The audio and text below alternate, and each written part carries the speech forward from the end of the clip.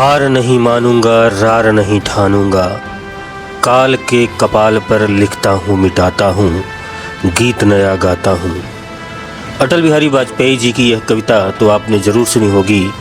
हम बात कर रहे हैं एक ऐसे शख्स की जिसने बचपन से ही कठिनाइयों को चुनौती दी। बचपन में वह अखबार बेचता था, जवानी में उसने जोमेटो में डिलीवरी बॉय का काम किया, अब वह जज बन गया है।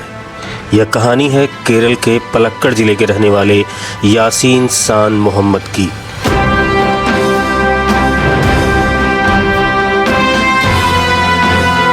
बचपन में वह अखबार बेचता था, जवानी में उसने जोमेटो में डिलीवरी बॉय का काम किया और अब वह जज बन गया है। यह कहानी है केरल के पलक्कड़ ज़िले के रहने वाले यासीन शान मोहम्मद की, जिसने केरल जुडिशियल सर्विसेज परीक्षा 2024 में दूसरा स्थान हासिल करके सिविल जज बनने का सपना पूरा किया।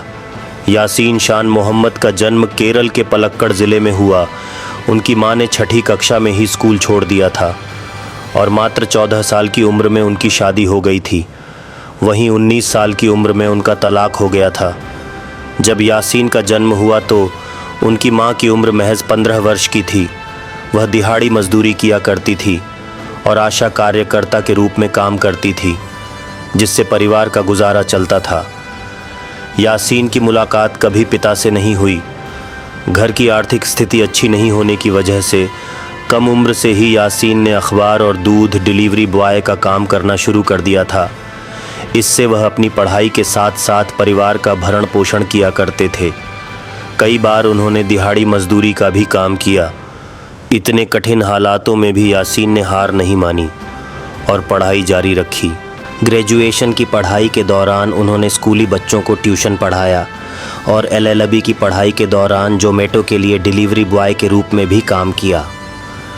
पढ़ाई के प्रति उनकी लगन के चलते उन्होंने इलेक्ट्रॉनिक्स में डिप्लोमा किया और 1 साल तक नौकरी की। इसके बाद पब्लिक एडमिनिस्ट्रेशन में ग्रेजुएशन किया और फिर लॉ यानी कानून की पढ़ाई करने का फ़ैसला किया।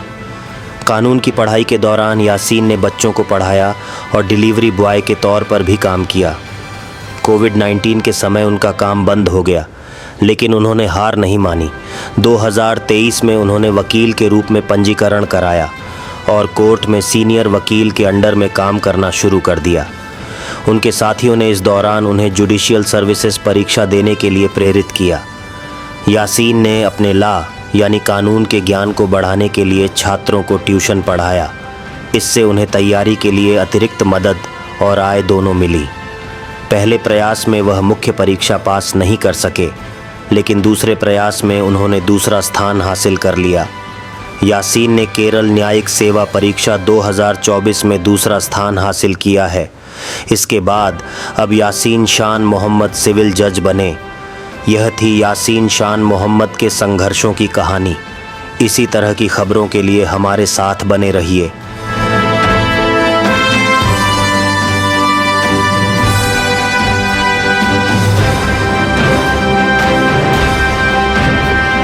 इसके प्रायोजक हैं एडवांस कंप्यूटर, निकट इंडियन बैंक, बूढ़नपुर, आजमगढ़।